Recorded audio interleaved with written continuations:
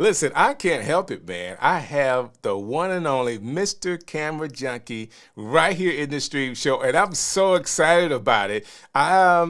It was just a couple of weeks ago. We had a chance to see each other, sit down at breakfast right at Creator Camp, and man, I, the person that you are online, 100%, you're that same person. Like even when it comes to meeting you in person, man, you're just a great guy, always willing to help, and definitely a camera junkie, like in real time. Hmm. No, So I absolutely. appreciate you hanging out with us today. You just finished 5 days. Actually, you just finished 6 days of content, 5 days with Ecamm, and then last night on your own YouTube channel, you're constantly creating content. Tell me what this week has been like for you. Exhausting, right? 'Cause that's it. Like, it's just been a lot of things going on because we all have our everyday, day to day responsibilities.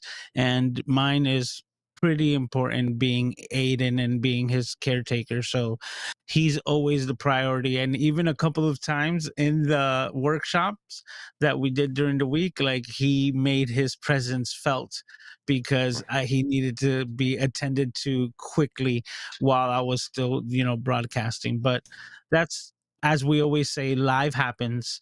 And Right. with that being said, is just the name of the game. It was a lot of fun.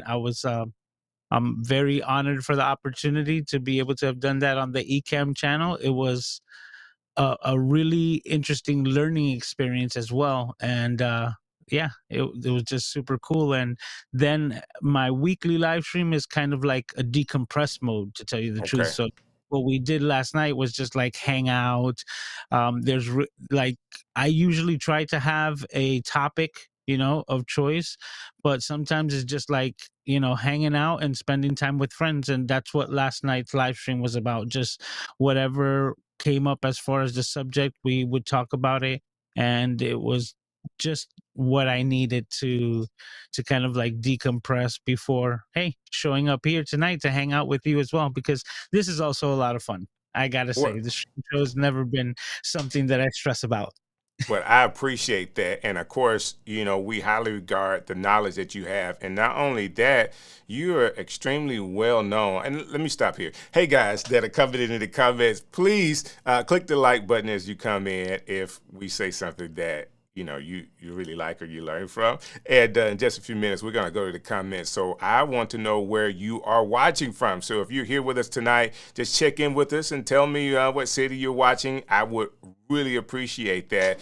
I've watched a lot of guys online. I watched Tom Buck. I watched, man, as soon as I said that, this is this guy out of Canada that does the Sony cameras. And he just recently started working with Ecamm or using Ecamm to do his live. And that he said, well, I started using this because Mr. Camera Junkie Louise told me to. Um, I, Are you talking about Mark from yes, Camera yes. Crisis? Yeah. Say his Yeah, name again. cool. Mark Bennett from Camera Crisis channel.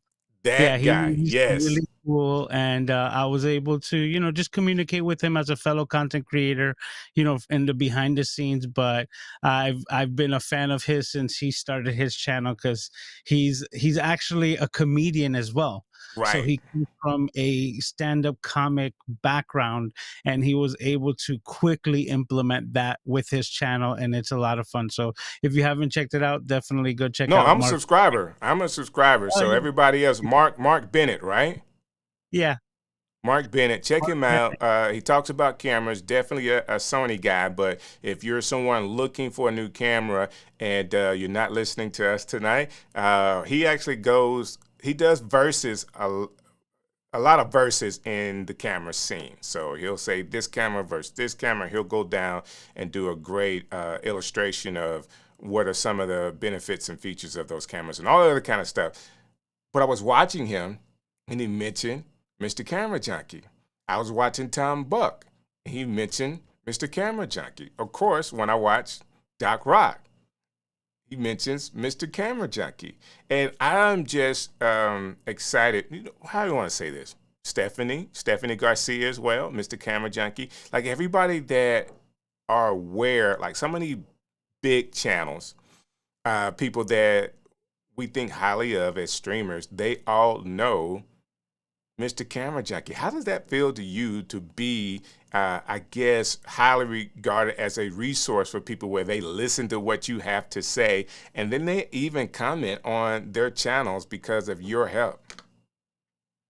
Dude, that's like the best feeling. And I'm very humbled on that fact, because that's actually kind of one of the things that started all of this for me, right? And it was the fact that I was creating my content on the channel, and Tom Buck had his 40,000 subscriber live stream at that Hmm. time.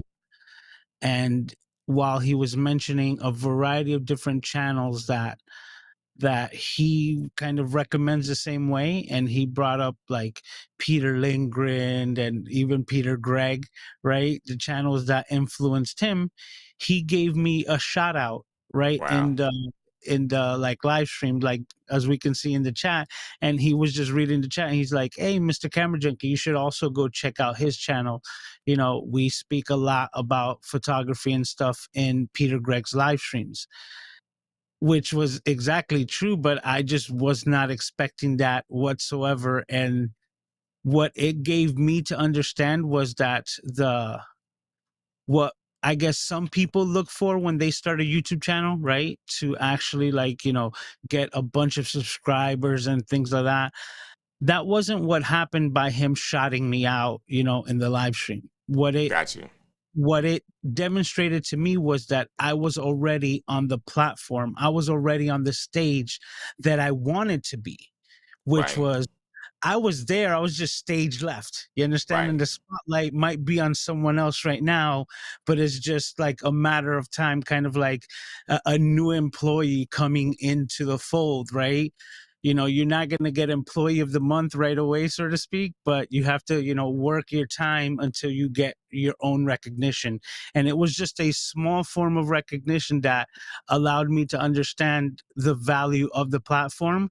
And after that, it was just a completely different understanding of what I was able to do here, and recognize that I was able to also have influence Right. over my favorite creators, right? That's And it's awesome. like, that's why it was just like, it's just a co-working space. And that's why I now call them my co-creators, my co-friends, right? Like that, we're just there hanging out and excited to see what each of us is making in their latest and greatest videos.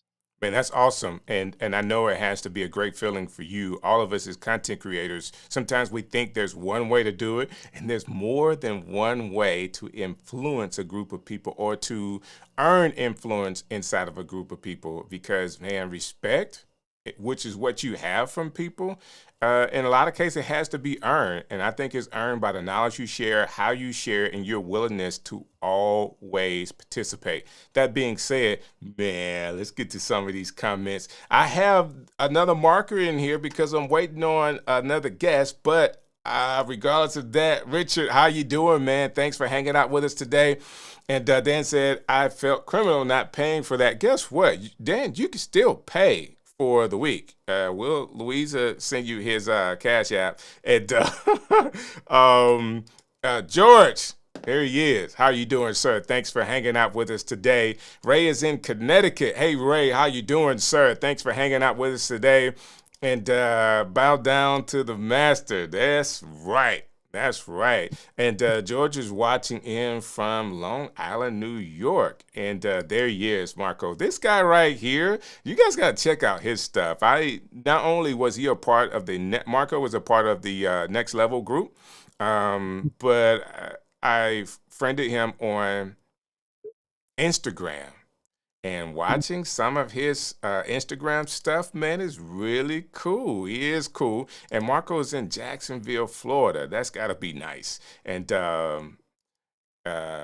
Environmental Coffee House said, how nice. And they were replying to all of the people that recognize you, Louise. And then there's Miss Tatiana. What's up, party people? She does bring the party in when she comes. And so we got a Western New York. That's what's up.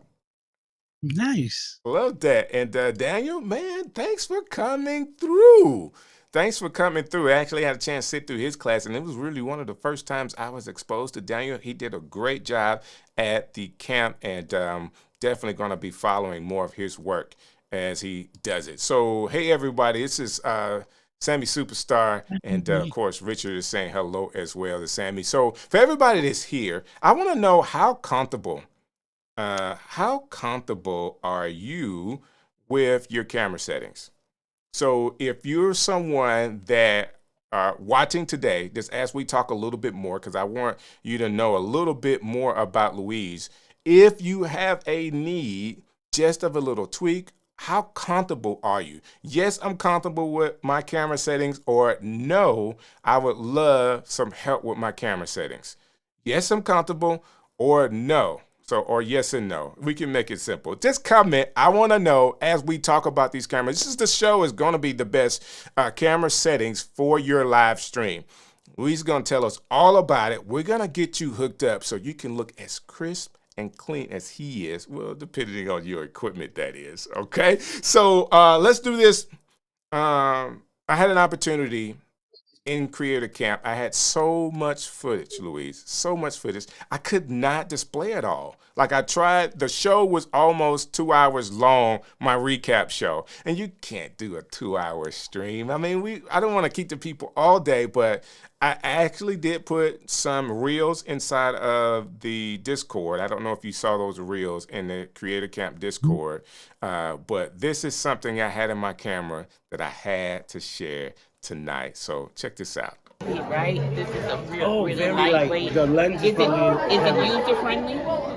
Like for a beginner or novice like That's myself? exactly what it is. It has a lot of limitations, so it takes certain features away so that you don't get confused by them. And it's got three simple like functions, which is a standard video. Then you have a slow and Q, S and Q, which is like slow and quick, which is an automatic slow motion built into it. And the last one is just the photo mode, but it also only does JPEGs because it's a basic camera and it's not really throwing you into the photography side with raw and all that. Okay, So gotcha. it eliminates those things and makes it a lot more user friendly so that it's And Louise, just, you got to tell her to get a Canon, man. Not Sony. Right? This is a really very lightweight. the lens Is it- probably All right, it was a couple of seconds. It's only like 50 seconds, but I had to display that. I actually caught this, and how you want to say it? You don't always want to be the guy that is there at Creator Camp with the camera, but I was the guy at Creator Camp with the camera. But I have tons of footage. So when they say next year, hey, we need to find some footage, just tell them Strick's got it all. Like I have a ton of it. If you watch the recap show, I mean, it's tons of footage. But you were there. I don't know if you even knew who Keisha was when you sat down in front of her for breakfast that day. And she just went in asking you tons of questions. And you did such a great job of kind of explaining what that was. Do you remember that? Marco was sitting right there with us. Do you remember that at all? absolutely. I actually, was able to meet Keisha and Marco, I believe, the evening before. So it was a lot easier to like kind of fall into the groove and explaining that, during breakfast because it was just kind of like an extension of the conversation that we had already started out the night before. So it was a lot of fun. But yeah, I'm in the same boat as you are though, because I have absolutely tons of footage that I haven't even started going through because doing the workshop last night I had my own live stream and tonight we're hanging out here. That tomorrow might be, and I say just might be, the first time that I actually start looking into that footage. But I also have to finish the edit for the Flow podcast, which Got is you. like what's on my docket. And then Tuesday, we're also going to be producing and re-recording the next week's episode of the Flow. So it might not be till Wednesday before I even start looking at that stuff.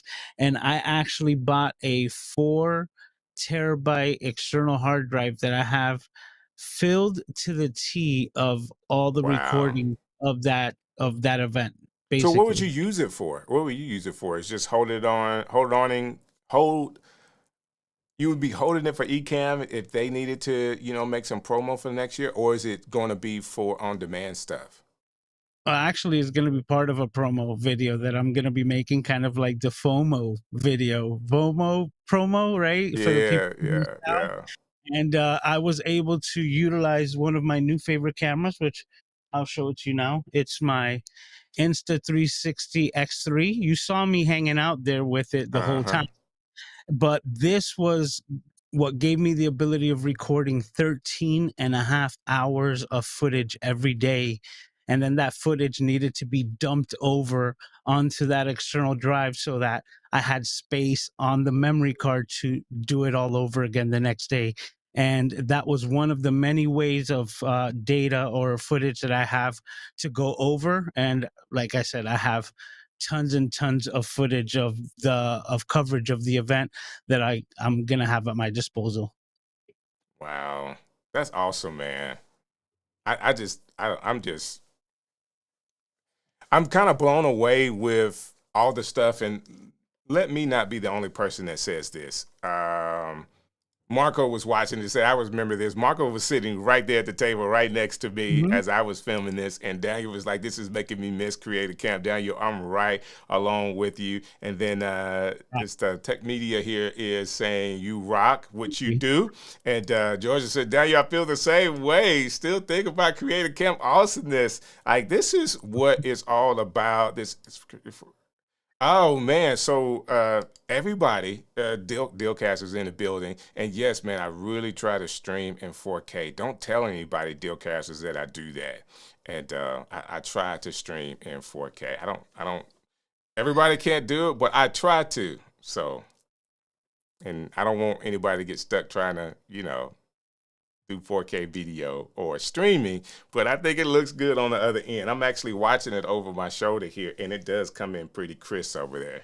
All right, so I almost missed one. So let me go back here. And I just cannot pronounce this name, but what's up to you, fam? Thanks for coming through tonight. I learned last night that that's Johnny E. So that's Johnny John. E.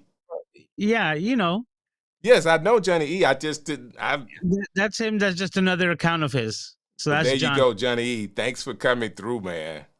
That's fam. That's what's up. That's what's up. So let's get down into this. Like, we've been talking, I don't know how long it's been right now, but man, people may want to know. Now, we had a lot of people. Did I miss it? I didn't do this. So we talked about if they needed help, and a lot of people were saying yes, they need help, or yes, they are comfortable. Um, they're comfortable with their setups. Okay, great. We can still kind of help people that maybe are quiet in the comments, that hasn't said anything, and you could be helping me. And in your way of helping me, we can be helping people that may not want to be as vocal and raise their hand and saying, "Hey, I need help Great. getting my video settings right." Because I've taken some time on this, but I know you know so much more. That being said, someone has just started with Ecamm, because at the Creative Camp, I would say 70% of the people were newbies. They have their camera. They're thinking about a camera. Let's do it that way. That they only want to use for live streaming. All right. So a camera that they want to set up in their studio, and it's their live streaming camera. So I'll give you another option later on where maybe they want to take it off and use it for multiple things. But right now, if someone was a newbie, all right, hadn't worked with cameras a lot, they're just getting started, they want the best picture they can, they see all these people online live streaming, and they want to look like them, what's your recommendation? Well, if I'm gonna try to attack this a couple of different ways, right? Okay. If you want just the most basic camera, easiest to function without having to learn anything, then I would be recommending some type of webcam where it's like USB connection. And there are some that are pretty good quality. And there are even others that are now coming out that have, like, follow functions, so to speak, and that can give you a pretty decent image in 4K. I believe OS OSB bot or OBS bot, something like that, like the Uh-huh. OSBot, Uh-huh. right, has one of these cameras that has that capability, and you don't need anything else as far as, video capture cards or any of that sort to be able to get you a more than standardized, like, image, because we're saying you want something closer to what we're seeing right now, what we have. And that would be your first step, and that's really putting zero effort into it and just putting a camera that has just better optics than what you can find coming straight out of a laptop or something of that sort. So we're saying right off the top, if you want to stream, and I'm trying to get my words to come out the right way today. If you want to stream, and I see the question, Daniel, we're going to come to that in just a second. Try not to use the camera that's connected to your laptop. So your recommendation is right away. The first step, if you don't have anything, the very first step is a webcam to get started.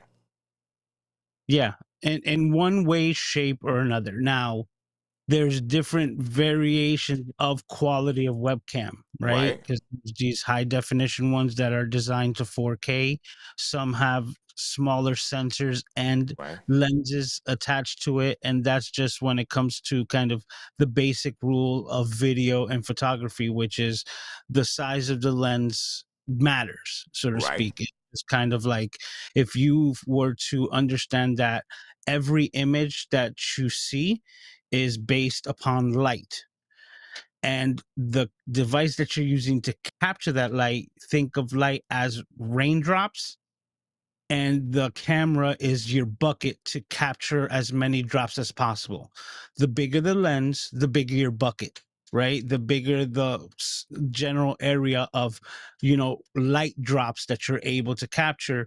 So that will then entail give you a much better image. So that's where that comes into play.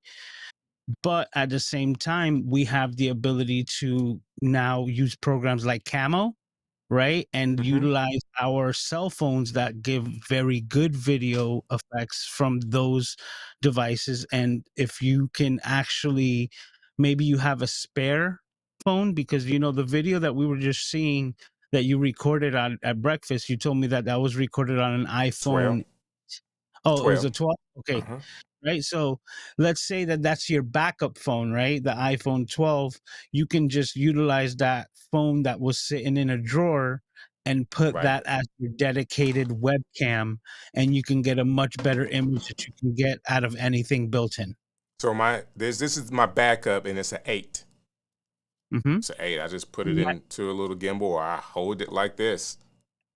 In my live streams, I have this, like, behind the scenes camera that shows my setup, and Hmm. that is actually my iPhone XR. Imagine Wow. that. It's not even like the latest and greatest. It was the iPhone 10 series, and it was the R version, which was the more basic version of the iPhone 10, right? It didn't have all the extra cameras. It just has one on the back.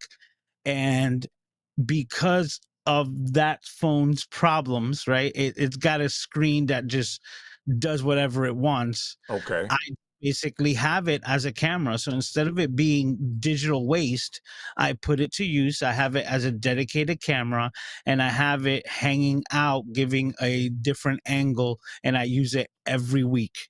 So how So, do you have it connected to your computer?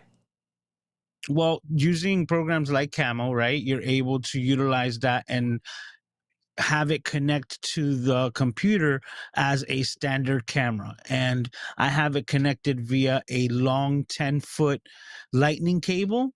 Uh-huh. So it's consistently staying powered on, and it's consistently at my disposal whenever I turn on Ecamm to, do anything online, so on and so forth. So So even is Camo on your computer or is on the iPhone? It's on both. Now, some people do not like using continuity camera. Continuity camera is a built-in feature from Apple right? That gives you the ability to connect your iPhone to your device, to your MacBook, to your Mac Studio, or anything, and use it as exactly that, the webcam. Right. But through Camo, in all sincerity, if you have multiple iPhones, you can connect multiple iPhones to give you multiple angles if that's what you have as spare cameras. So Camo is an application that's going to be needed on both devices, the computer that you're using, and also at the same time, you're going to put the installation app, which just basically utilizes the camera and connects to Camo to your computer directly. And then you have the ability to use that as your camera. Eden Lou that was I there do. camp, she's actually one of the people who work at Camo, and she can let us know a lot more about the application. But that's just one of many. If you want, you can use continuity camera, but a lot of people don't like it because every time that they open it up, it kind of like hijacks their phone, right? Hmm. So that's the kind of thing that you would have to mitigate using the built-in continuity camera. But there's also programs like Camo that do the same thing. So first step scenario, like to answer the question, you'll be looking at a webcam one way or another, even if it is using an older smartphone with an application like Camo. There's a variety of different options out there that can give you that functionality. I love it. I love it. This is just the beginning stuff. And I want to do this really quick because Daniel put a question out there. And I want to just take a break, answer his question really, really quick. So Daniel says, I can't for the life of me figure out why my ZVE10 stopped. I autofocus. I run at 4K and I swear it used to work. Tried Miss Diana's info, but not working. Any suggestions for him? Yes, I would definitely check his frame rate, because the what I've noticed in my experience with Sony cameras is that if you're doing 4K 30, depending on your exact hardware, you could lose the eye autofocus. But in 4K 24p or 24 frames per second, it has now the capability of doing that, because is I guess it's got a little bit more room to play on the processor, allowing that function to be implemented while recording or broadcasting. So from my experience, it does the eye autofocus on everything up to 4K 24p. But if you go into 4K 30, you might lose the functionality depending on your actual hardware. Wow. There you go, Daniel. Great answer to that question. Thank you, And let Louise, me know, for Daniel, giving that. 'cause we're in contact, and like Daniel's such an awesome creator. I know him from also all of his extensive work with LSP, or Live Streaming Pros. So to be able to meet with him, and then we started talking about cameras and got a little nerdy. It was a lot of fun. So let me That's know what's how that up. works out for you, bro. He said 4K 30 is where he's at. Yeah, so I would tell him check out the 4K 24. He says he'll try it, and that probably will reactivate the eye autofocus on the ZVE10. That's awesome. That's awesome. And David, man, good to have you here. It works with Sony phones too. So Camo, I haven't used Camo. I think that in my setup, if I use a phone, it would be connected. Like I would just connect the cable Yeah, you in the can do that. past. I would That's one just of the cool features of Ecamm, that it just recognizes everything as a camera. right. But to my understanding, and because it's been a while that I've been doing it this way, right? That if you were to just connect a camera, it doesn't have a clean feed using the native camera app from the phone. So if you were to just connect it as a cable to it, you'll still see like the grid lines and the boxes over people's faces, because it doesn't give you a clean like feed out of the Got iPhone. you. And you know what I was doing now that I think about it? NDI. I'm still using the old NDI system. Okay, so that should give you a clean feed, Clean, right? clean And feed, that clean will, feed. you can use it wirelessly that way too. Right, Same right. thing with continuity camera, and I believe Camo, but not I don't want to put my foot in my mouth as well. So Not sure. I haven't tested that aspect because, like I said, I run it with a cable to keep it powered on, indefinitely. Gotcha. Well, that makes me think. So let me not stop all of this. We've been going really well. Webcam. We definitely are not using the webcam that comes on any laptop that you have. I'm sorry, that's not going to work for you. You can use your phone because most of them have updated iPhones. You can actually go out and get a really nice webcam. They have so many of them, from the Insta360 webcam to the iSpot cam webcam. There's so many different ones out there. You want to look for the one with the largest sensor possible. Okay, Mhm. and just that helps you. Now, if you want to step up, okay, you're looking at webcams and you are now ready to step up to the next thing. Say, I got a webcam and I'm really trying to get to the next camera for myself. What's your recommendation? That was why you saw me extending just now, is because I was actually pulling down my overhead camera Okay, to show you what I would recommend, which was the same camera that I was talking about in the video that you had just played. In this instance is the Sony ZV-1F, but my recommendation in one way or another would be a point and shoot type of camera.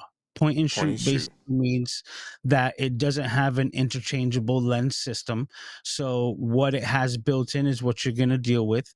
Some of these point and shoot cameras have zoom lenses that give you various aspects of photography and video. The one that I have here is the ZV-1F, and the F stands for fixed focal length because it doesn't have a zoom lens and it only giving you one angle.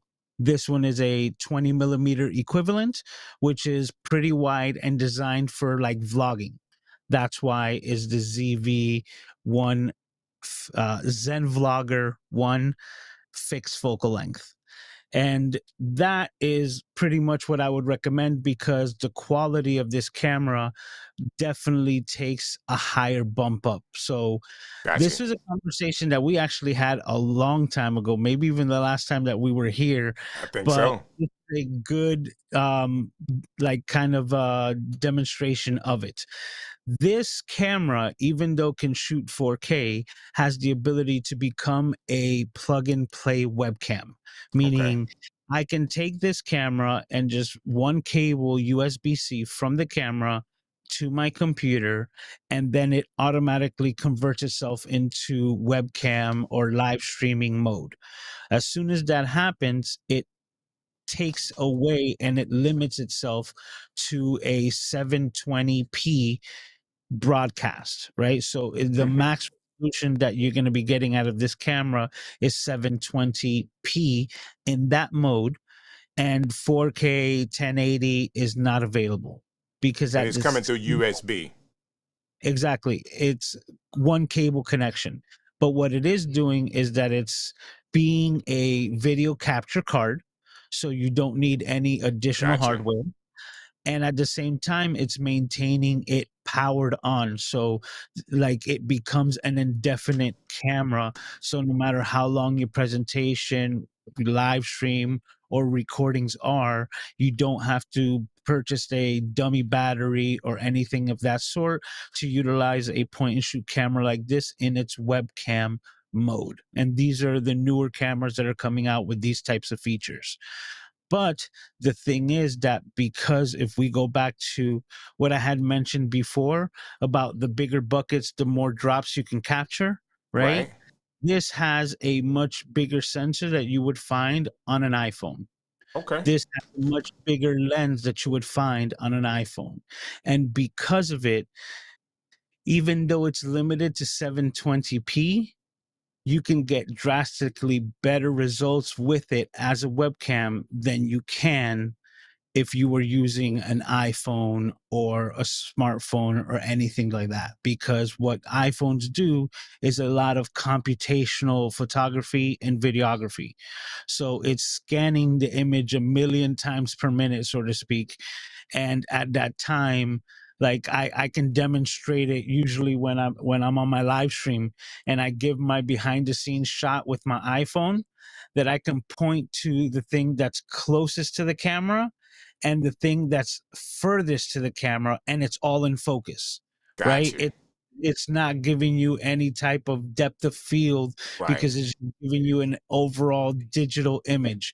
Now it's a good image, but that's the limitation of those sensors and lenses built into those systems, which, like I said, is a step up that you would have from your laptop, but now cannot compare to even the 720 image that you would get from a point and shoot camera like this, or the new ZV-1 Mark II that has an 18 to 50 millimeter zoom lens. So depending on your situation, this will be like the next step up from a standard only webcam, because this has the functionality to be a full-on video camera and webcam at a moment's notice, at your pleasure. So let me ask you this question. You're saying connected through USB. Does it not have the like mini HDMI out or anything like that on that camera? Oh, it does. But then that's actually giving you the ability to grow with this system. So Okay. let's say you wanted to use the same camera and say, I love it, but I want to get the full 4K out of it. Right. Then you have the ability to plug it in via USB and tell it to not go live stream, right? And what that does is that it just trickle charges the camera and it keeps it on, keeps it powered, but it's no longer trying to transmit signals out of the USB-C cable at the same time. And once Okay. you have it there, then you can plug in the HDMI to its dedicated port and using a video capture card. And this one, you have to be, I have to emphasize that it has to be a 4K capture out, because there's a lot of inexpensive video capture cards on the market. I've used some that they say Right. that they're 4K. And what they do is that they can receive a 4K signal, but when they convert it to like so that it what you could actually use on your stream, it's maxed out at 1080 because that's the limit of that capture card. Capture card. I Yeah, so I use the Elgato Camlink 4K, Uh-huh. and that's why I said you have to be specific and emphasize, because it has to be a card of that sort, or the newer ones that are that are designed for 4K to receive the entirety of that image, so that even though you're now pumping out 4K from your camera, you're still only pumping out 1080 to your stream because of the limitation of your video capture card.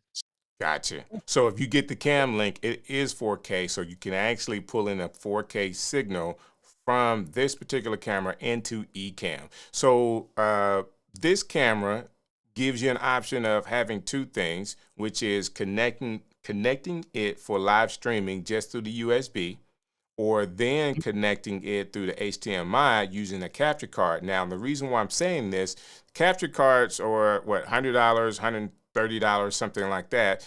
Mhm. If you don't feel like the extra expense at the time, you can still be using this particular camera to get a great look.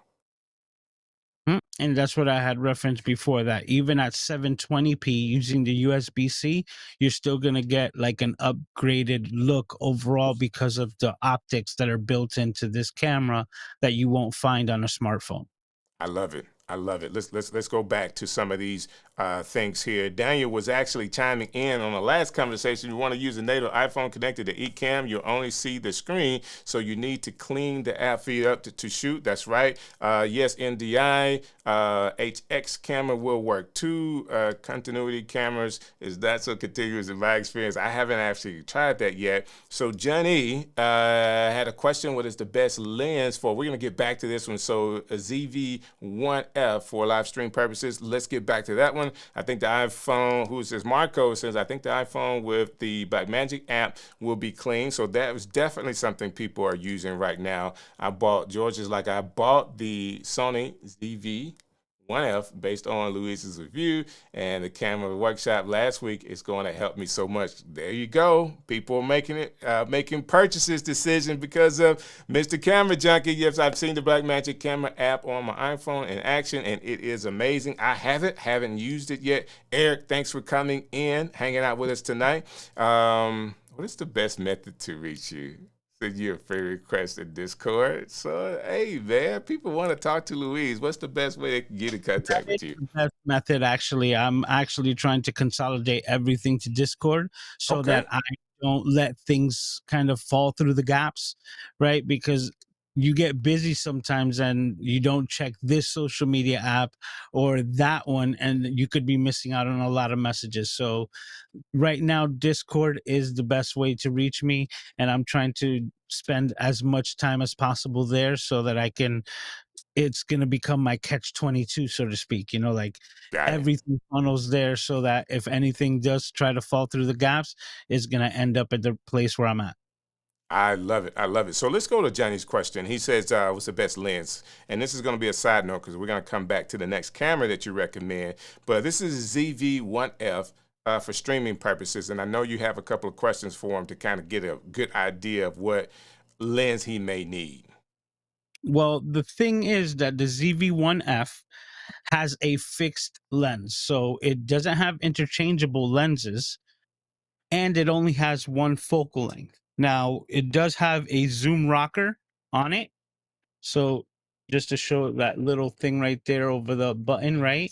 And that gives it a little bit of digital or Sony's class of clear image zoom, where it can zoom a little bit and you can go from like a 20 to like a 35 millimeter type of field of view and bring it back. But that's all you can do with these and point and shoot types of cameras. You don't have the ability to change lenses because it's all built into one system. Those are like the pros and cons of this type of setup.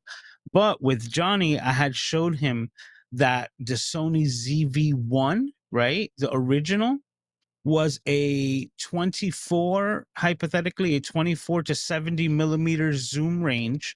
And even though people wanted to use it for vlogging, they felt that it wasn't wide enough, even at its widest 24 millimeters. So a company, Ulanzi, actually created a wide angle lens adapter, which you're able to put onto the ZV-1 and make that 24 millimeter just a bit wider to kind of like 18 millimeters and give a little bit more width in the image utilizing that camera. But that actually had a lens that would extend because it was a zoom camera, and they had a like adhesive step up ring that you would kind of glue onto it so that you can then put on and take off this lens adapter. Well, I didn't actually have the Ulanzi one because I actually had a wide angle lens adapter from years ago, just in the photography field. And I was able to put that the same way onto my ZV-1F. So even though it's set up to be a 20 millimeter, right? Once I put this adapter on it, which is just adding a lens to it, That's cool. it gives it a much wider field of view, and this now relatively gives me kind of like a 16 millimeter field of view with this lens adapter. You can use the Ulanzi, it does the same exact thing. So adding that to the fixed types of cameras is basically the only lens options that you have with point and shoot cameras. But that leads us right into the difference between that and an interchangeable lens camera, which is you have the ability to change to whichever lens, within your system, that all the focal lengths are at your disposal, from 10 millimeters to 500 millimeters, and anything in between. You can basically attach a lens to it to get the look that you want. And what's that one again? It's the 10, right? Which one? The The one Z. with yes, with the interchangeable lenses, the opportunity Yes. to put your own lens on. Gotcha. And that's Gotcha. basically the only difference. Oh, well, not the only difference. I said basically the only difference.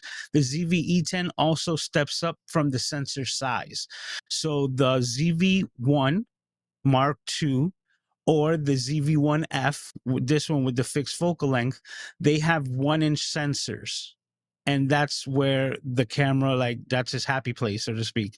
The ZV-E10 is an APS-C size sensor, which is the same that you would find on the A6000 series, being the Hmm. 61, the 64, the 66.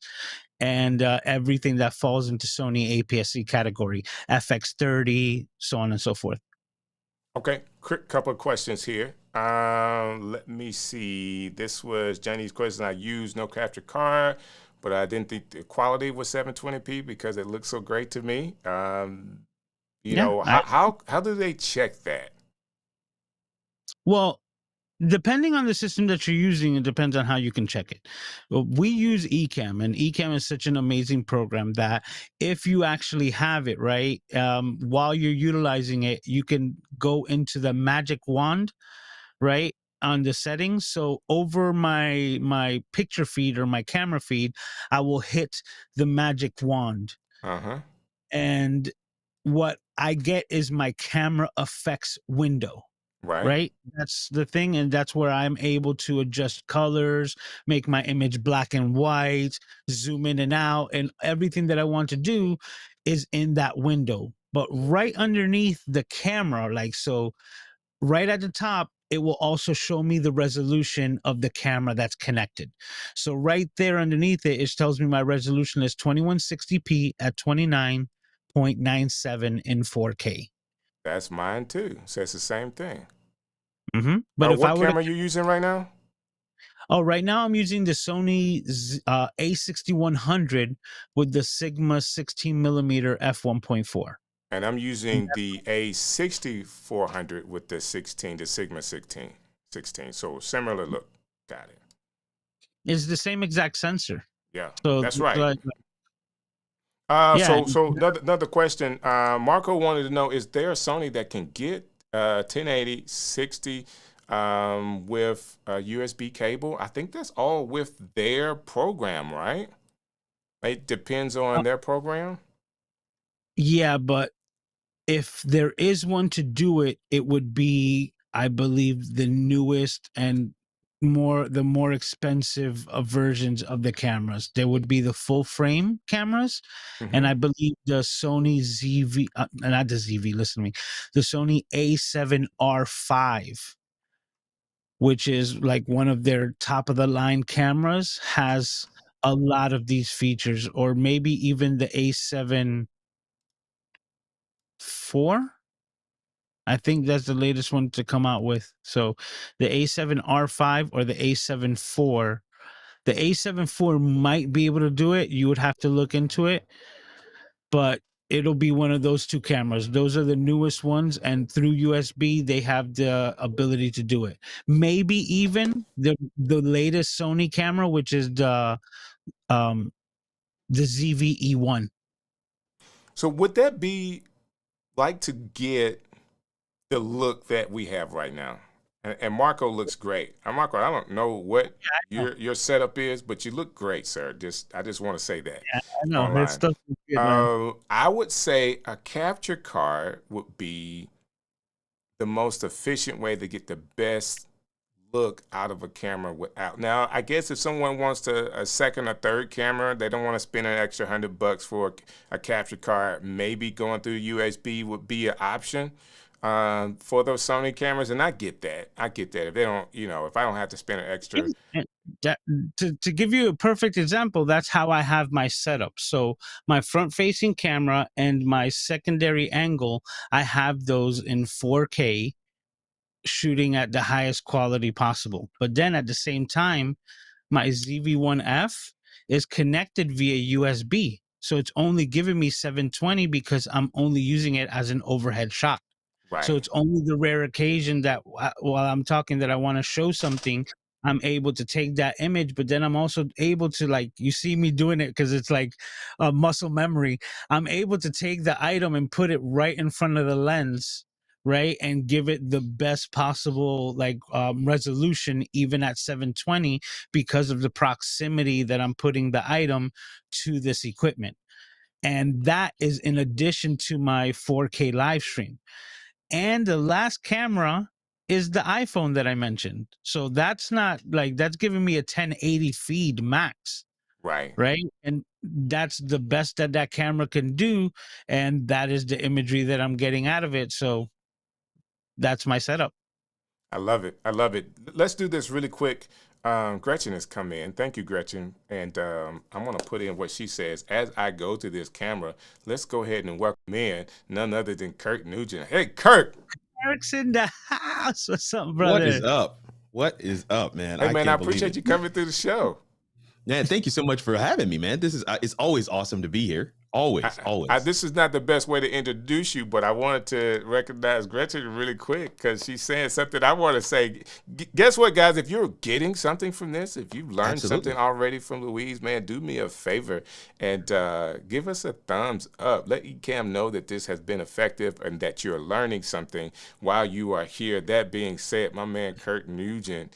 Hey, what's going on? So I had a chance to set myself and Louise up. Of course, you see we're going with just the headshots here. And let me see if I can get you on a headshot look so you can look like us, man. Thank you for coming through today. Now, I know you were having some issues with what was it now? The power in your power, area? man.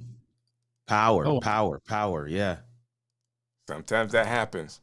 I get it completely. Let's see if you can be us. Okay. There we go. There you go. That looks good to know. me. It does. I feel like my camera is frozen for some Yeah, reason. you stopped on us real quick.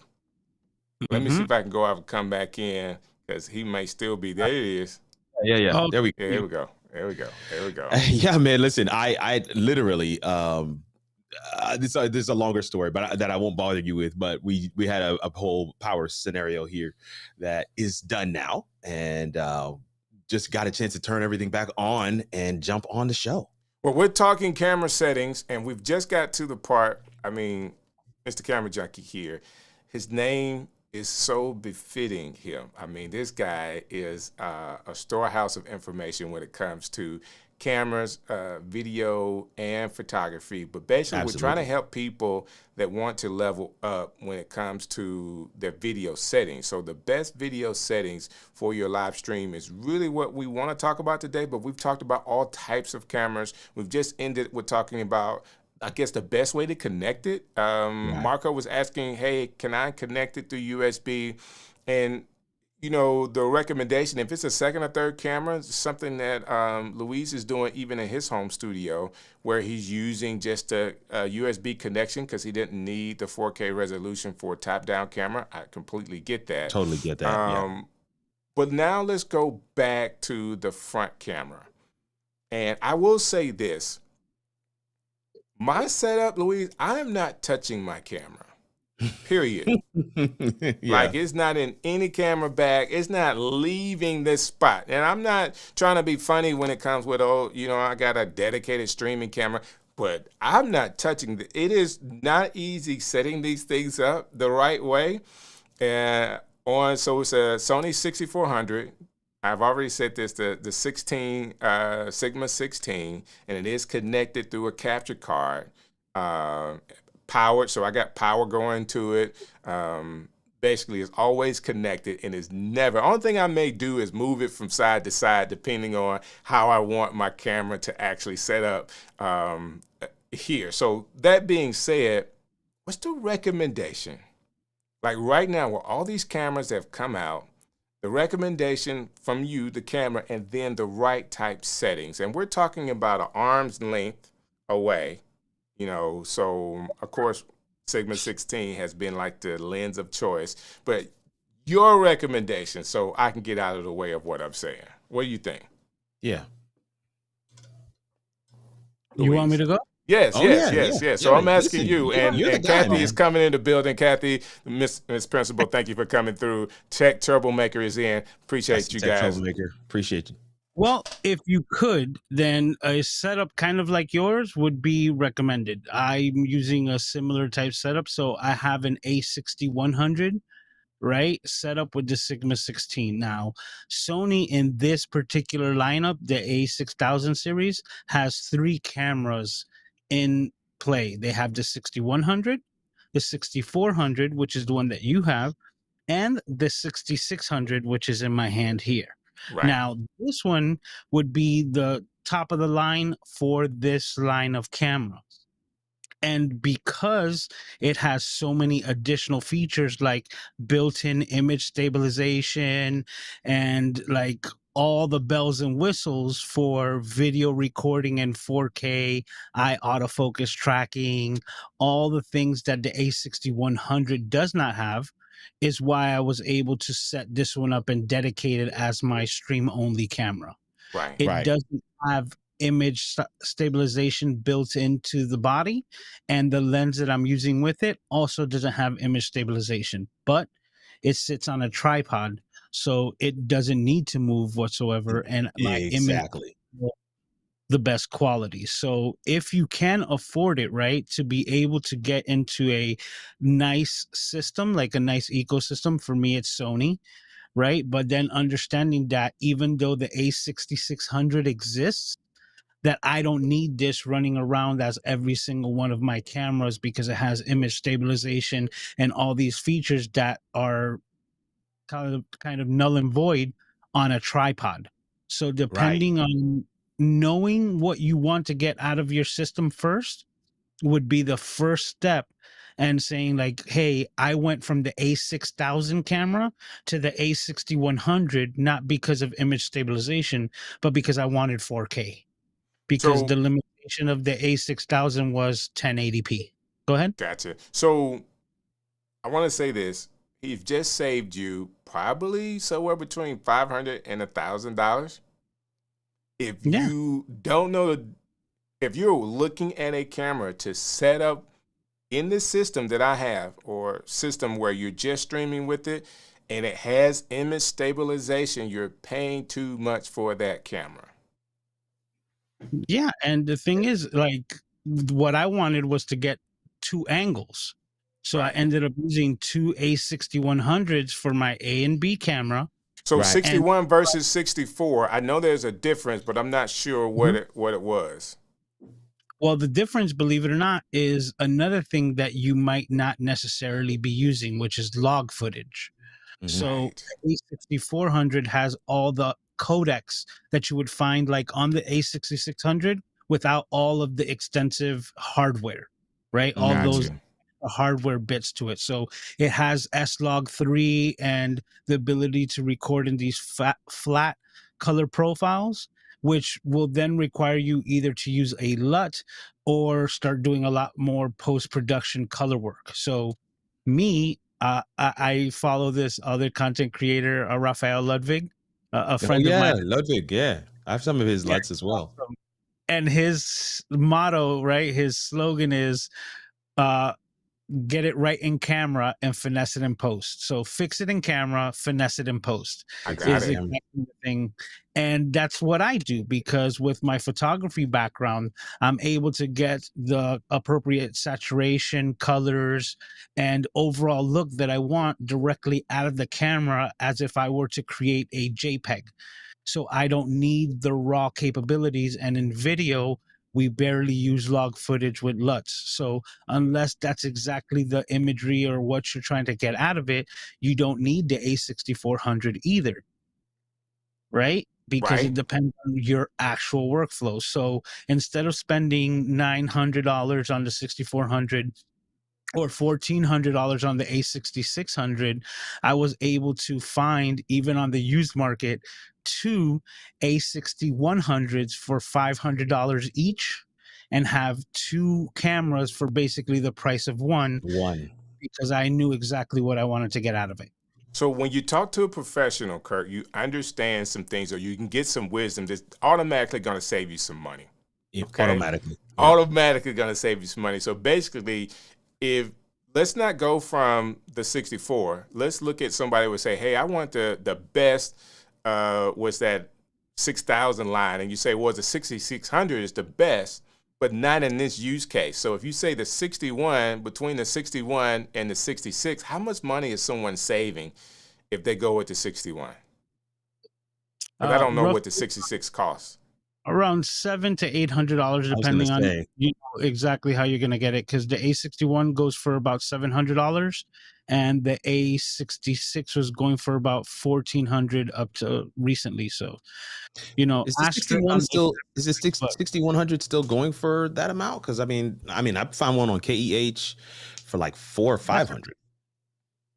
on the used market, you can get them for around 500, which to me is a no-brainer. It's a That's no-brainer. a whole different thing. But like I Okay, said, if got you. you're buying new, if you're going Amazon or maybe even B&H, that's kind of the margin that you're looking at. But if $1,200 on B&H.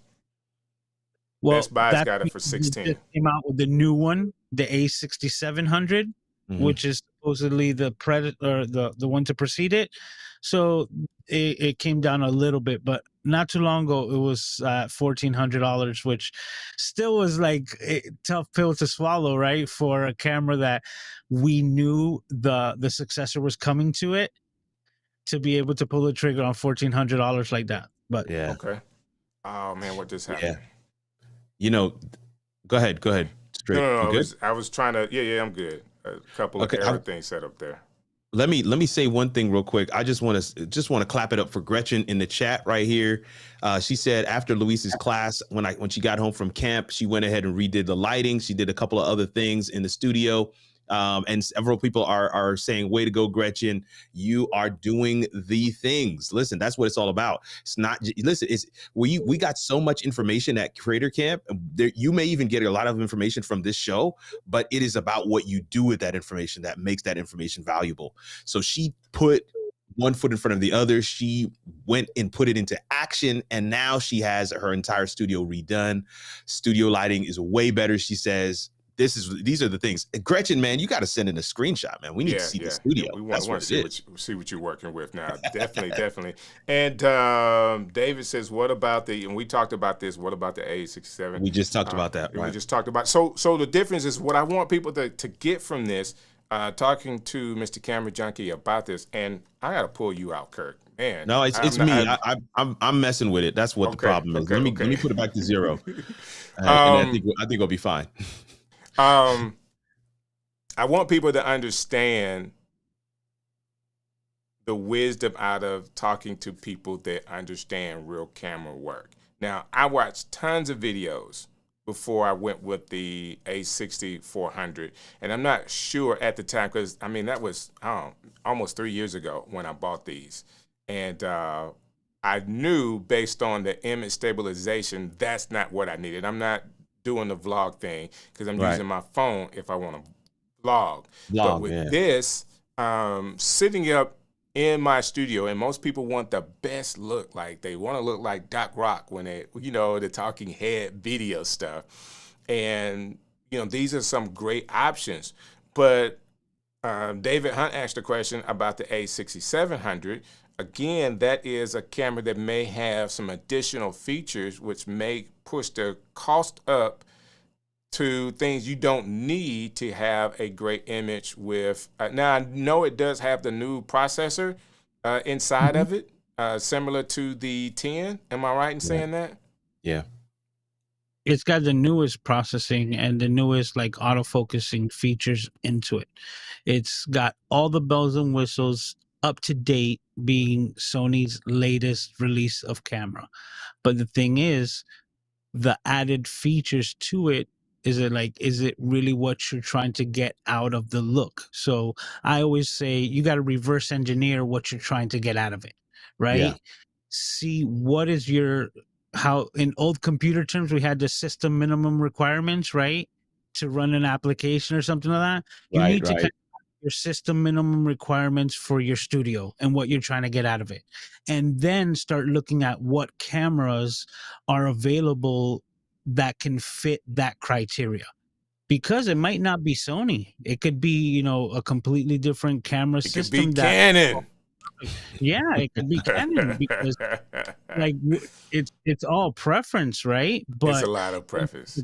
Canon, like this is a whole nother thing. Like Panasonic has great cameras and had great cameras for the longest time. Their one flaw was autofocus, right? Yes, sir. Yes, sir. If you had a studio that you didn't need autofocus and you had fixed focal length and multiple cameras, that might have been the perfect setup for you, because it had the right, mount that gave you access to the lenses that you wanted to use to get the look Right. that you wanted.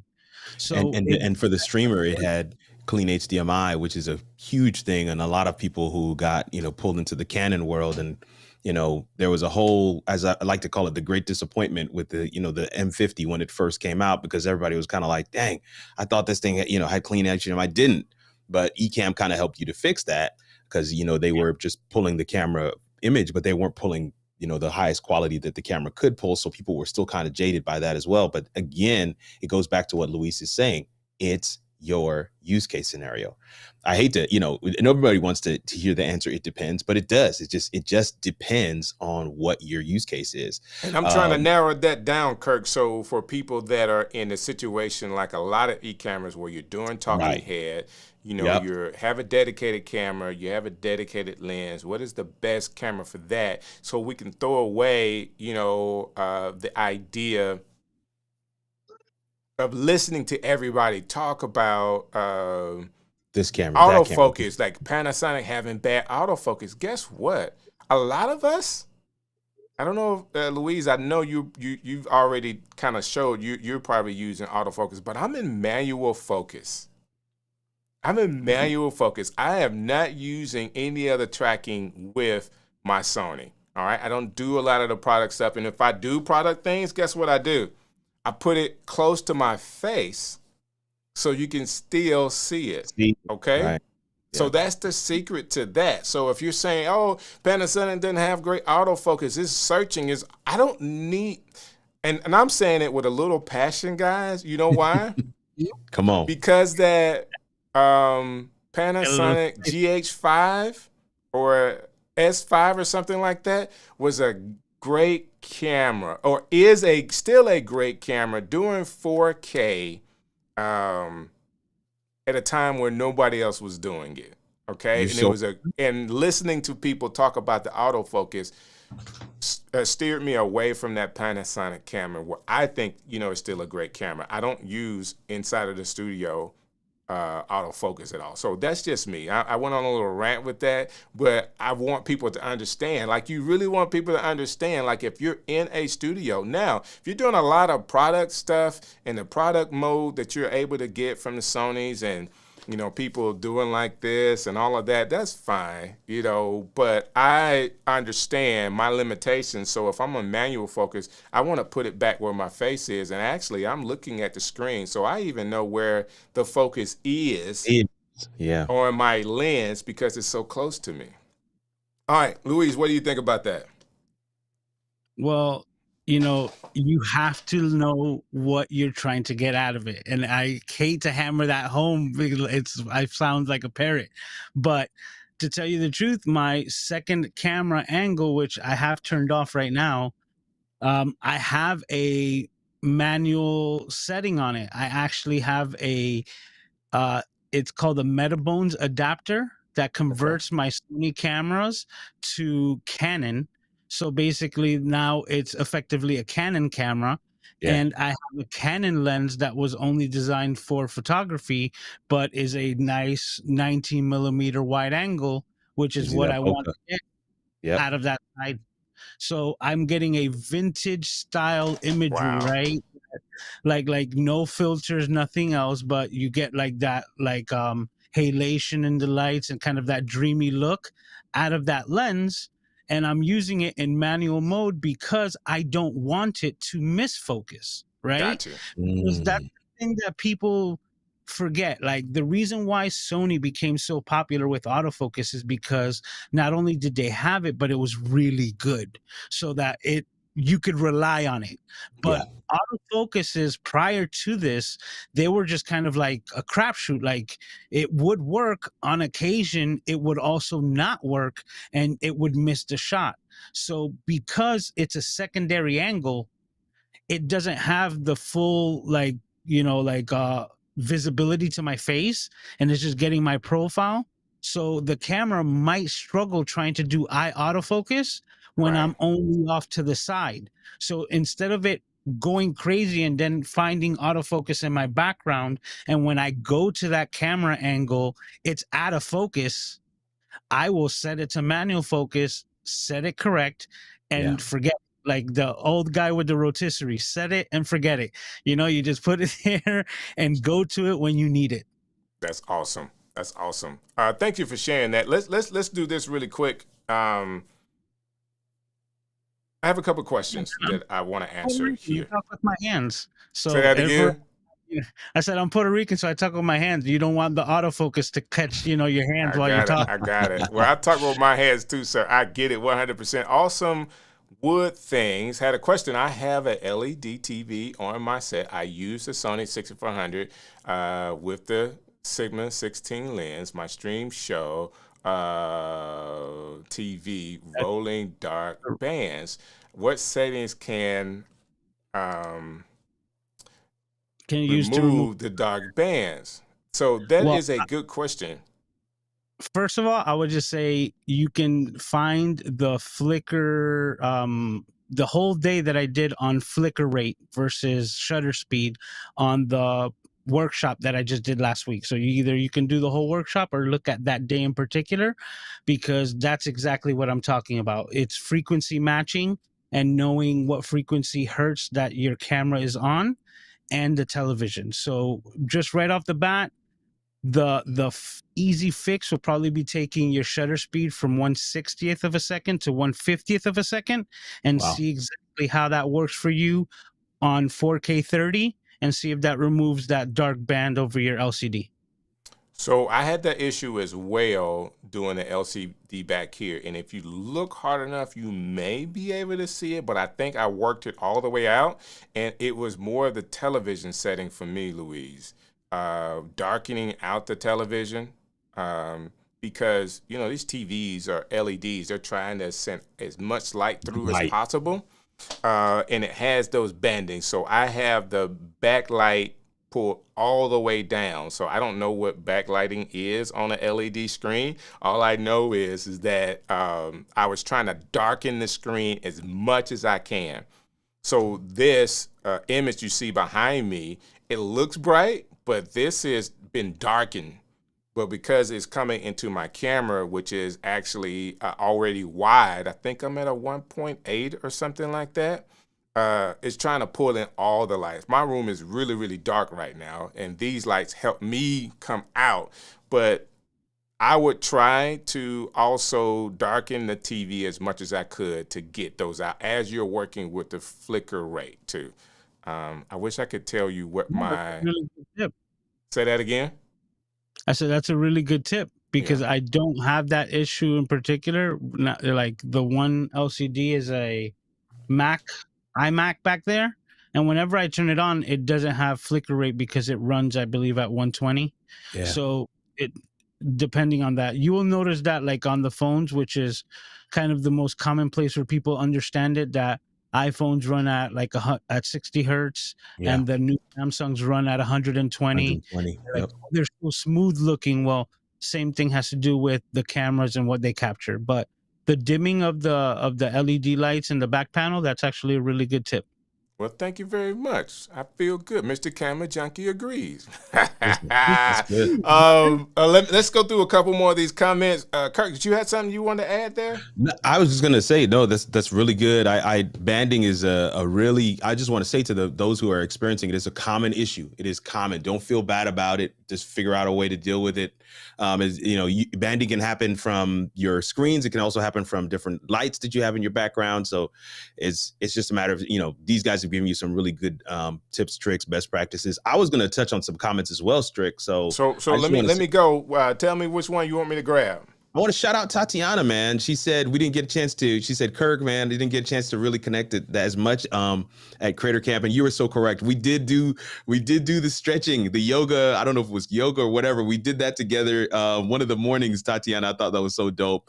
But no, you are a ball of energy. Somebody that I absolutely want in my sphere. I've got to figure out a way. She's very tall too, Kirk. She's extremely tall. Extremely tall. She's a giant. So. Oh man, so dope. And then I see David Harvey is in the chat as well. I just want to shout him out. Somebody who is a huge supporter of Ecamm, supporter of all the different platforms, but definitely somebody who was in my community as well. And I just want to shout him out as well. Thank you guys for coming through and hanging out with us tonight.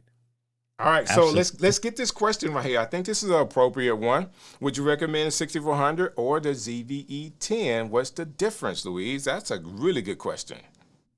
I'm gonna leave that to Louise, but I have some opinions, strong opinions on this one.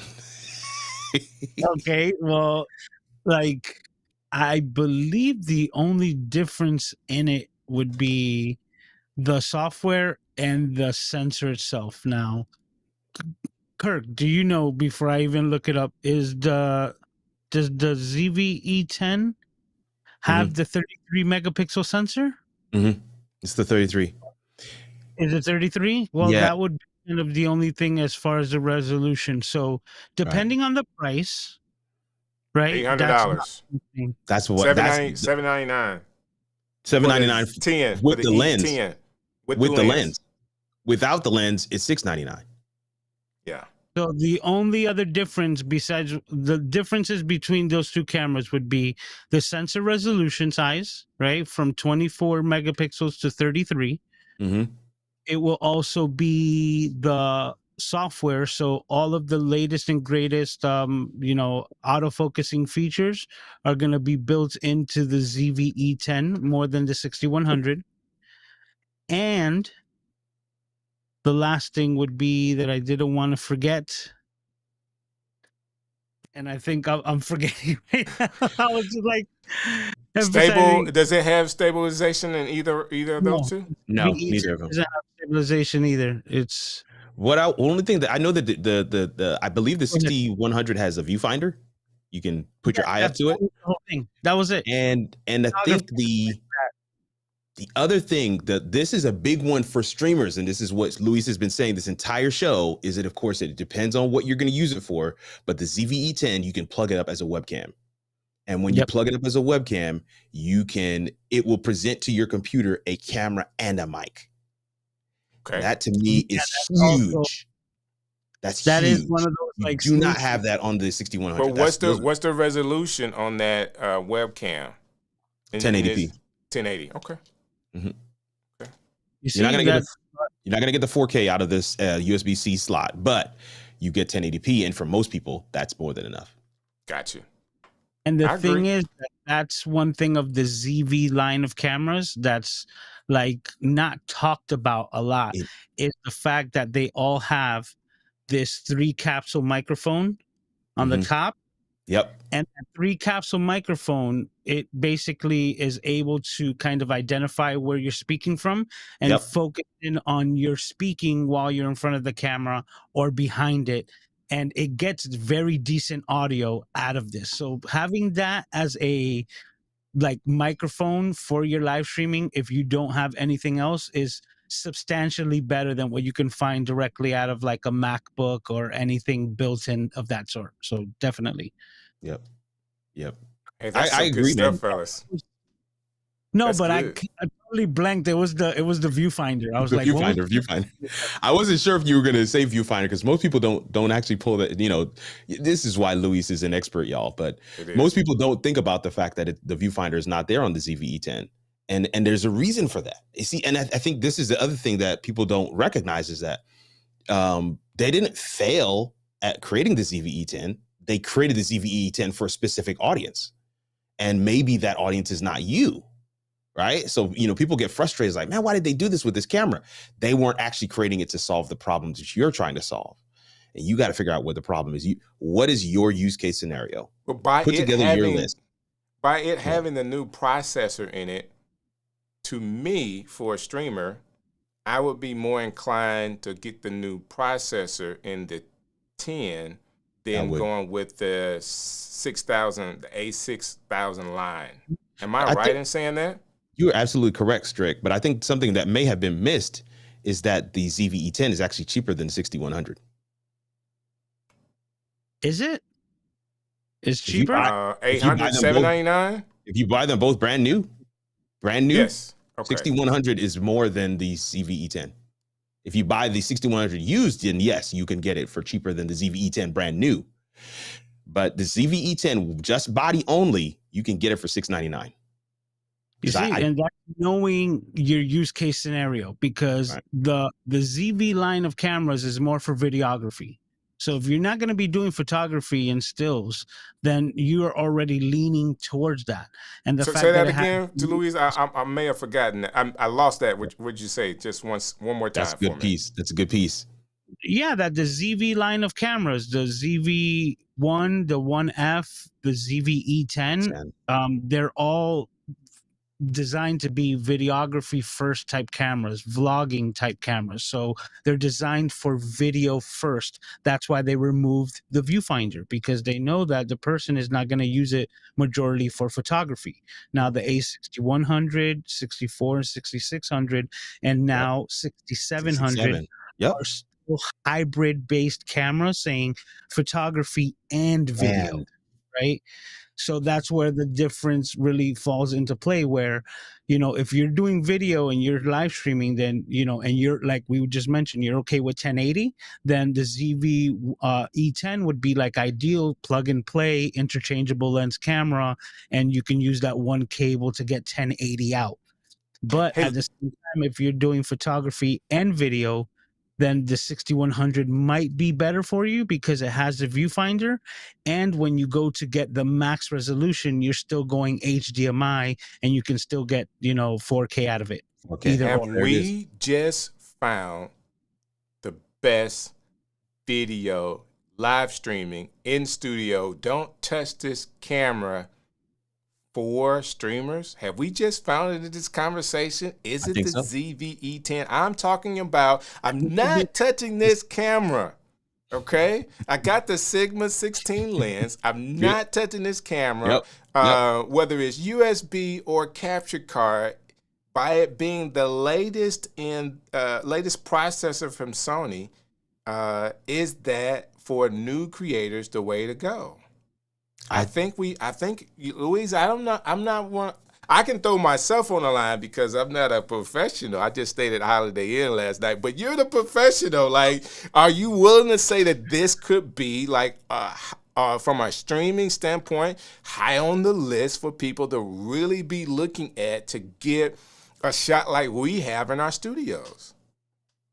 Absolutely. Not only is it that it's right, like sensor size, so we're not going full frame. The price is very appropriate, like I just mentioned, and the fact that you're not going to be using it for photography, you're never going to be behind the camera, so the lack of viewfinder is gonna not hurt you or benefit you. So it's just perfect, and that's where I guess the cost savings comes into play.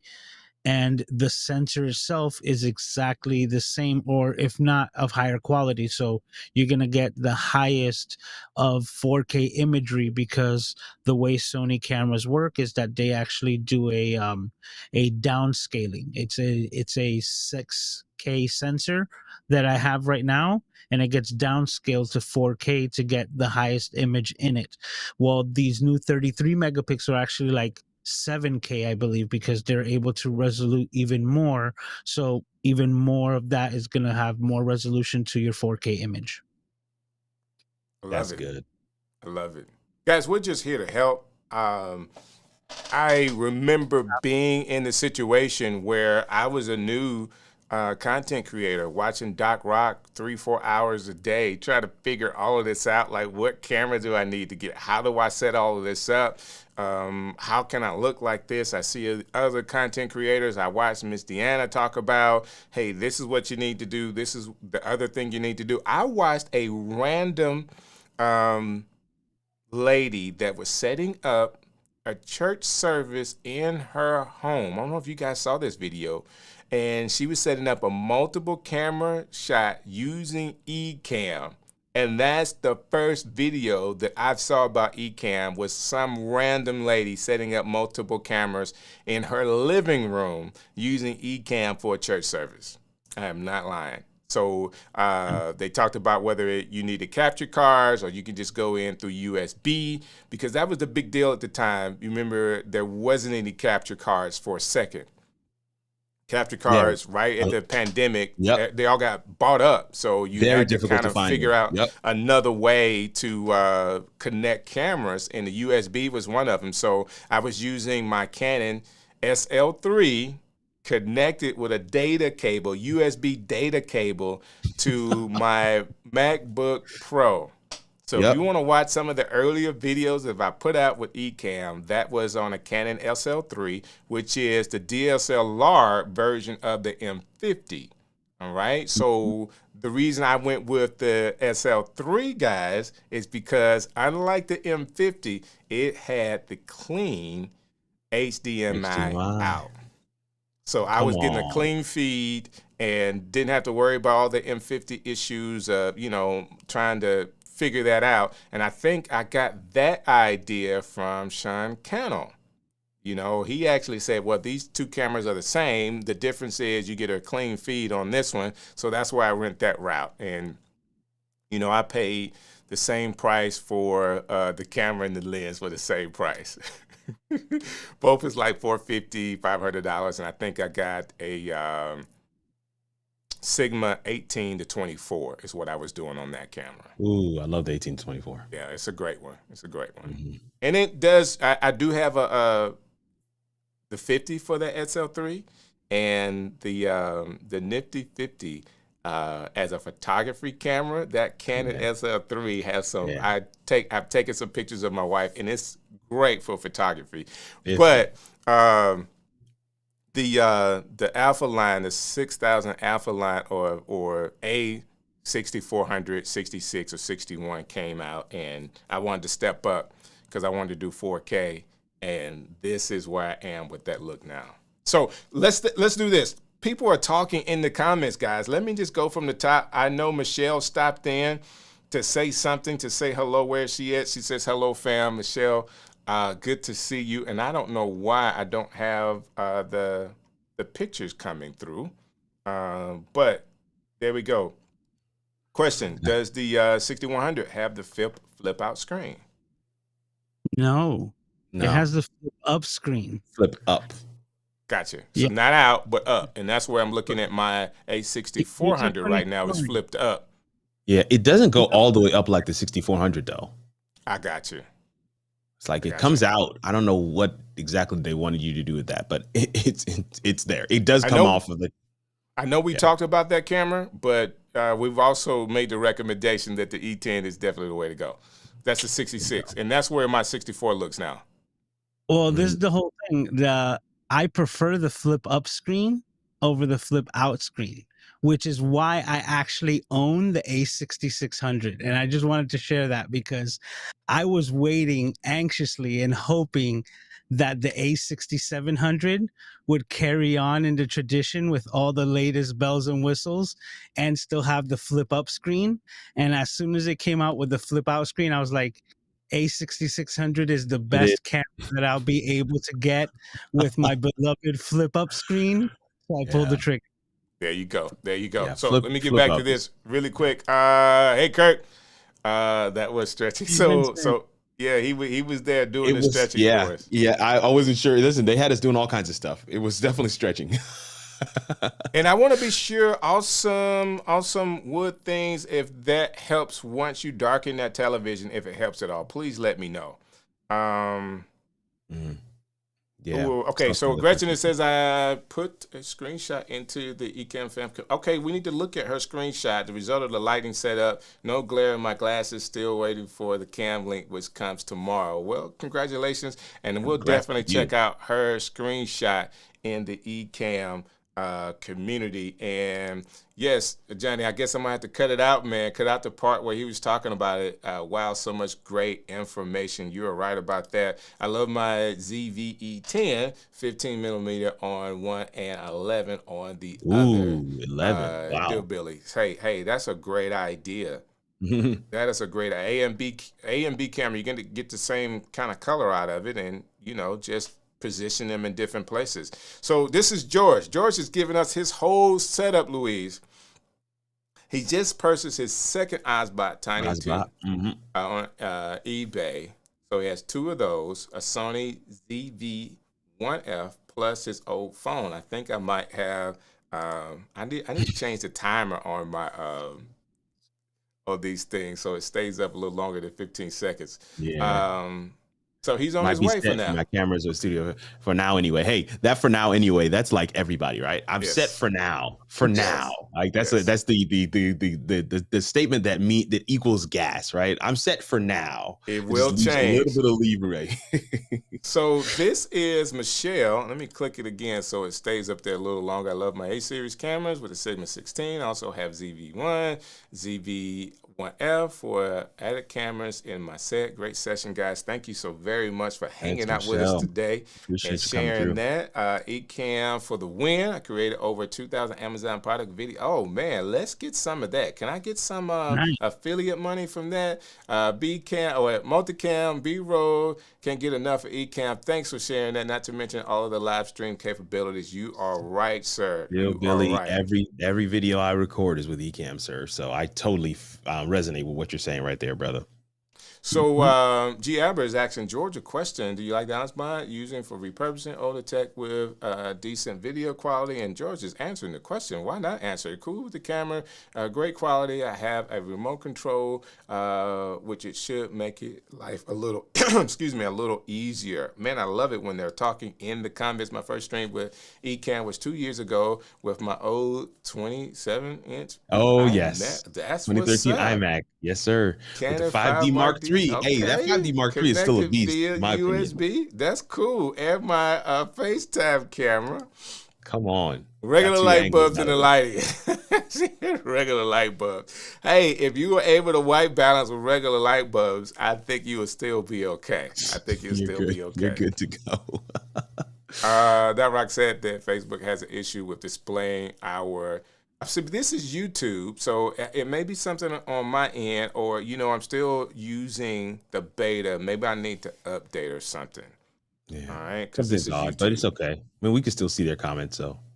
So Tech Turbo Maker says, "Hey, listen, this E10 never leaves the desk mount. Best camera for taking head videos, and this is what we're coming to. Like I've always wanted to." Same Kirk, I didn't even own the SD cards. That's what's up. I always wanted, Louise, to be able to have a conversation with people about the best camera for live streaming in the desk mount setting, because there's so many other options, so many other things that you could be doing with your camera. I need a vlogging camera. I need a streaming camera. I mean, when you throw in all of these options, there are tons. We got to talk about different cameras if you want to vlog with it. We need to be talking about different cameras if you want to take pictures with it. But if we say, hey, for all of my Ecamm fam that want a dedicated camera to sit on a desk and not touch it, and it seems like we come with a great recommendation. I'm saying that because, Louise, man, we got some of our people that are putting SX30s on desktops. It's a shame, man. I'm not gonna lie. I've seen some studio setups, and I'm like, you are spending a lot of money for that thing to just be sitting there like that. So, which has so many other capabilities. I mean, that's a robust camera. I'm not knocking it.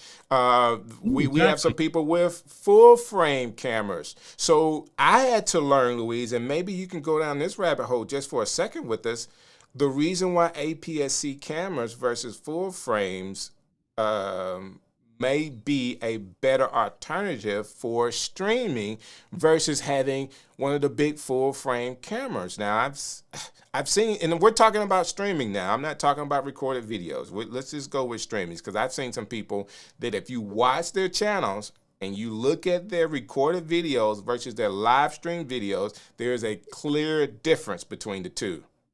All right, same camera setup, but the recording gives you a different look, and then the live streaming gives you a different look. So why pay all of that money for something that you're not going to get all of the resolution from? Am I right in saying that? Can Yeah. you break that down a little bit for us?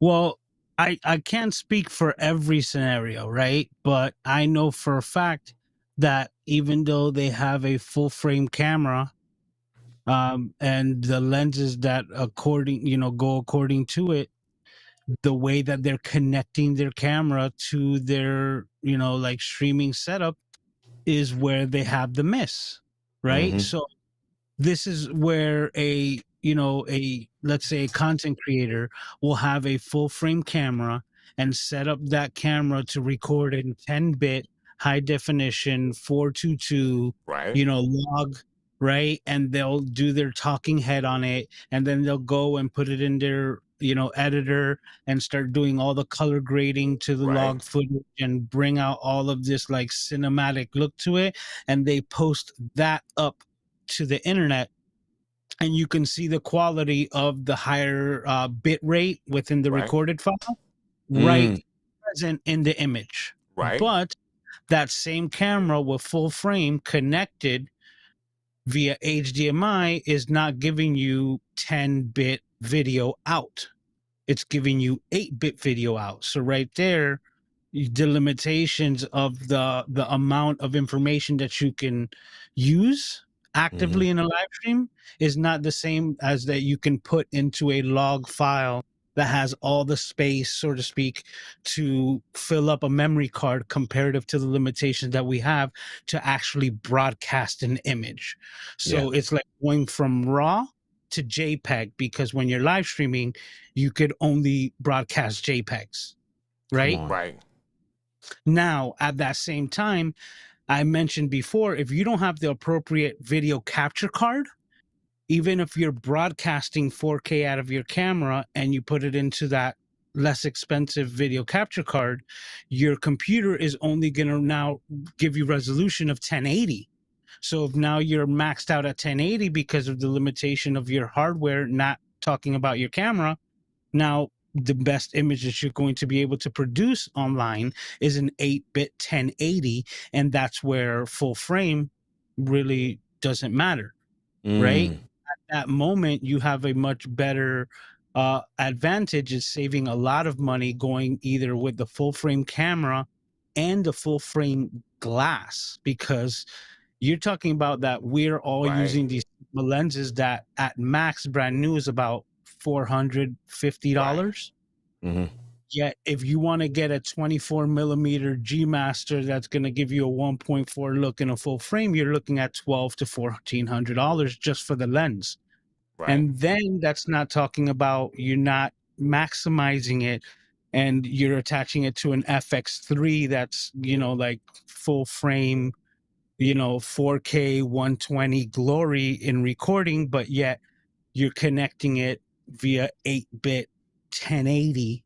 You could only maximize that much, and it's not worth the price to benefit ratio when you're doing it in live streaming. So you really have to know your scenario, because even if you are connecting it via Cam Link and getting the most 4K, you're still limited to the 8-bit resolution, which might not be necessary, because obviously I get compliments all the time, just like you guys do, using our APS-C cameras. So that's just come on, Kirk. I know you wanted to say something about that. No, it's one of the things that I love about how Mr. Camera Junkie is explaining it is so some cameras have SDI, some cameras have HDMI, and then if some cameras have what I should say is full HDMI, and then you have that mini HDMI. Just look at the side of the camera. If that camera has SDI on it, the likelihood is you're probably underutilizing that camera if you're just using it to stream, because the amount of data that camera is capable of sending out, you've bypassed that and you're using something totally different.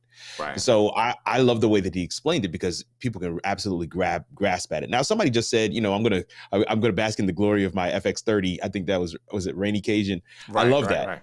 And let me be clear, I love the FX30. It's a nice camera. Ooh, if you get the handle and get the XLR on board, oh gosh, that's a game changer. But you also see, and let me pull it up so we can get like all of what is being said, Rating Cages Act continues to sing the praises of the Sony FX30.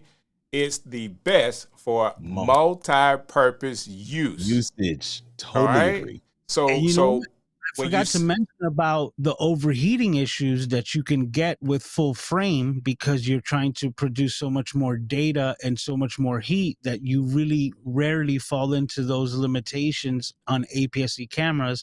And right, the F30 that has a fan built into it, right. it's going to run indefinitely for you. Right. Kirk, man, when we do shows like this, of course, I always love that. It was Kirk's too. I always love having the opportunity to talk about cameras because I think that sometimes we miss this on some of the shows, and even for me, it took a lot of time. I'm talking about months of research to really understand the best camera to get, or even how to explain what's the Right. best camera for you and your usage. And that's why I like to streamline it, Louise. This is why I'm streamlining it for people that use it for streaming. Like you want to put a camera on a desk and mount it there. So that's the use case. Now, if you want to take uh, photography or photos out of it, like that's another stream. We'll talk about the best camera that can do photos and videos. But I really like to say for all of our e-cameras that want to put a camera up to get a look like this, to focus on the streaming capabilities. And I was at a point, guys, I'm gonna be honest with you. I was at a point where I was really willing to spend $3,000 on a camera just to do this. Yep. And as I did my research, I figured that where I was at or where I am right now is the best for what we are doing. Now, because I have the 6400, I don't think I need to upgrade to the E10, because I have this particular camera. But if I Exactly. if I didn't have this camera, then yes, I will be getting the new processors, the E10, to do this exact thing. Because I think that all of these cameras are built right where we need them to be able to send the right signal. Because, Louise, if you'll go over this again for everybody that may be watching this, kind of hanging out with us, because we still have a good crowd hanging out with us. We're well over my normal hour, but we're nerding out on cameras. If you could show them inside of Ecamm, and maybe I could get to the point where I don't have that point thing, but if we can kind of describe where that is, where they'll know what their resolution is, what they're sending to Ecamm. Okay, so Oh let yeah, me yeah, go, yeah. go on live demo mode. Yeah, you're big, so you could do LDM. All right, so let's go here. You should be seeing my screen now. Yes, sir. We are. Yes, sir. This is my camera switcher right here on the right hand side. So being the feed that I'm using my A camera, I go to the magic wand and I'm going to get my camera effects window. Now I don't Yes, have a sir. way to zoom in, but just underneath the drop down menu, Right. Yep. a light faint like gray, you will see the resolution for the camera setup that you have connected to it. So if you were to change your drop down to a different camera, just underneath it, it will give you the resolution of that camera that you're adjusting at the moment. So right there in Ecamm, it'll let you know 2160p, 2997, which is 30 frames per second drop frame at 4K. Yep. 4K. Yep. That's Got good. it. That's good. Yep, right there in Ecamm, it'll show you right there in the camera effects. I keep that window up at all times. In fact, that's the one I keep on playing with that that allows Changes me the to kind size. But no, this is why Ecamm is just such a game changer, man. It's just, where else can you do stuff like this? I mean, it's not even fair. Dude, But you can do so much with this program. Like, I don't live outside of it. Like, I did the entire workshop, not in Keynote or anything, all built in Ecamm. everything. was awesome, by the I'm way. transitioning over to build all my stuff in Ecamm now. I used to do a lot of stuff in Canva, but it's just not it doesn't make any sense to anymore, because the more things I can build in Ecamm, the more flexibility I have on the fly to make those changes when I'm doing show for myself or show for somebody else. I just you got a chance to chat with a couple of guys who do big, what I like to call big box production, right? They've got a physical device for everything. Got an encoder, if you got a device for that, right? I mean, encoder for YouTube, another encoder for YouTube, another encoder for Facebook, another encoder for Facebook, like the big box production. And I was just showing them what I can do with Ecamm and Restream, and they were just like, what? Right. I mean, it was one of those moments where they're like, you're doing, man, we just rolled in with a truck full of equipment. You just rolled in with 2 little suitcase bags, and what are you doing again? So it's Ecamm is just, I don't know if people really sometimes grasp all that we have with Ecamm, and it's just mind boggling for me. I have to tell you, not at all, because people still get confused on the fact that they think that this is only a live streaming software. No. So that just for a fact is just to let you know that people really don't grasp the entirety of what you can do with Ecamm. Luis, let me tell you something. I had two people sitting at a desk, talking head shot, right? They're doing a new style show, kind of like what Anna and Fulgens do. I was able to zoom in on one, zoom in on the other, set up another shot for both, all with Ecamm. People thought I had 3 cameras in the room. Folks are looking around like, where's the other cameras? How come I'm seeing these other looks? And if the quality of the camera is good enough, you can't even tell when you zoom in. Right. It's just Ecamm, man. It's Ecamm. It's magic. It's magic. So I won't lie, man. There's my good friend Leslie Samuel, we laugh and joke about this all the time. Like, Ecamm really should be charging way more for the product, but I hope they don't hear me say that. I hope they don't hear me say that. I just hope I grandfather me in at whatever the price is right now, because the amount of money I've made using Ecamm is just ridiculous. Client, you want 3 cameras instead of the 1 camera that I have in my bag? Sure, I'll get you 3 cameras. Ecamm. And they're looking at it, they don't have a clue. They're looking at the whole thing like, man, thank you so much. Can you tighten that shot? Yeah, no problem. I didn't even see you get up. That's how it works, right? So let's do this really quick. Louise, I know that you just finished a week with Ecamm, but you also had some giveaways that talk about some of the things that we talked about tonight. Is there a way that you can explain to people how they can get the guide that you worked on last week? Well, I still haven't even finished it because I feel like I've still been in it. But coming this week, I should have all the additional graphics that I used for the workshop to be added to that kind of bundle. And all you would have to do is sign up to the newsletter so that you can be part of it. And then you should be able to get the email that will give you all of the downloadable content. That's awesome. So dope.